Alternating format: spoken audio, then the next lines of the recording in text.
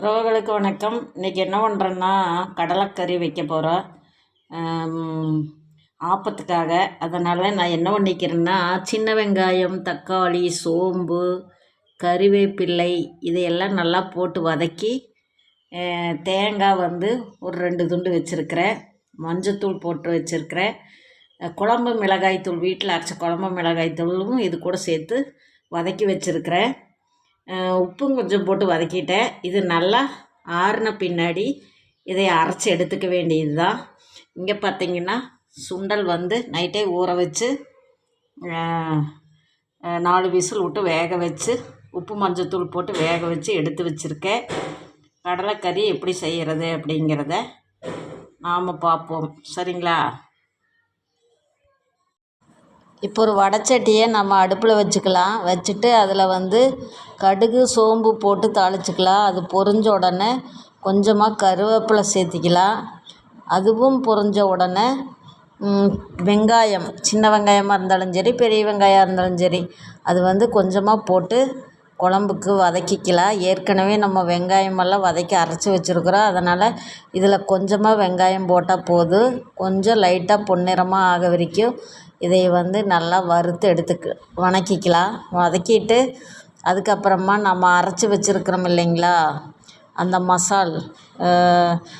மசாலா நம்ம இது கூட சேர்த்துக்கலாம். இப்போ வெங்காயம் கொஞ்சம் ஓரளவுக்கு வதங்கி வந்துருச்சு. இப்போ மசாலா நம்ம இது கூட சேர்த்திக்கிட்டு கொஞ்ச நேரம் பிரட்டி விடலாம். ரொம்ப வதக்கணும் அப்படிங்கிற அவசியம் இல்லை. ஏன்னா நம்ம வெங்காயம், தக்காளி இதெல்லாம் வதக்கித்தான் அரைச்சி வச்சுருக்குறோம். கொஞ்ச நேரம் லைட்டாக வதக்கி விட்டால் போதும், சரிங்களா? கொஞ்சம் வதக்கின உடனே பச்சை வாசமெல்லாம் அந்த அளவுக்கு இருக்காது, கம்மியாக தான் இருக்கும். சீக்கிரமாக வதங்கி வந்துடும். அது வதங்கின உடனே நம்ம இந்த குழம்புக்கு தேவையான அளவு தண்ணி சேர்த்துக்கலாம். அதாவது தண்ணி எப்போவுமே கொஞ்சம் குறைவாக சேர்த்துக்குங்க, ரொம்ப அதிகமாக சேர்த்தாதீங்க. இதெல்லாம் சேர்த்து கலந்து விட்டுட்டு இந்த ஸ்டேஜில் நீங்கள் உப்பு வேணால் போடுறதுன்னா போட்டுக்கோங்க. தண்ணியும் கரெக்டாக ஊற்றிக்கிங்க. நான் வெங்காயமெல்லாம் வதக்கி அரைக்கும்போது கொஞ்சம் உப்பு போட்டிருக்கிறேன். சுண்டல்லையும் உப்பு போட்டு வச்சுருக்கிறேன். அதனால் ரொம்ப உப்பு தேவைப்படாது. கடைசியில் பார்த்துட்டு வேணால் கொஞ்சமாக சேர்த்திக்கலாம். இப்போ நான் வேக வச்சுக்கிற கடலையை கொண்டக்கடலை சொல்லுவாங்க. இதை நம்ம இது கூட போட்டு இதையெல்லாம் நல்லா கலந்து விட்டுக்கலாம். கலந்து விட்டுட்டு மூடி போட்டு ஒரு 10 நிமிஷம் போல் கொதிக்க வச்சோம்னா இந்த குழம்பு ரெடி ஆயிரும். இது ஆப்பம், இட்லி, தோசை, சப்பாத்தி எல்லாத்துக்குமே, சாப்பாடு எல்லாத்துக்குமே ரொம்ப நல்ல மேட்சிங்கான காம்பினேஷனாக இருக்கும்.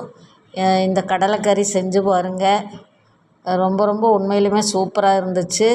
குழம்பு நல்லா கொஞ்சம் சுண்டி வர அளவில் நீங்கள் மல்லி இலை போட்டு இறக்கிக்கலாம். அவ்வளோதான் இந்த கடலைக்கறி வைக்கிறது.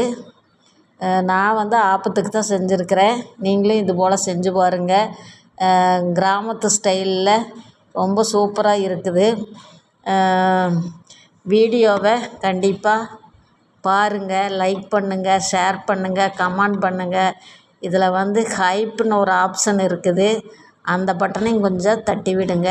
ஓகே, பாய்.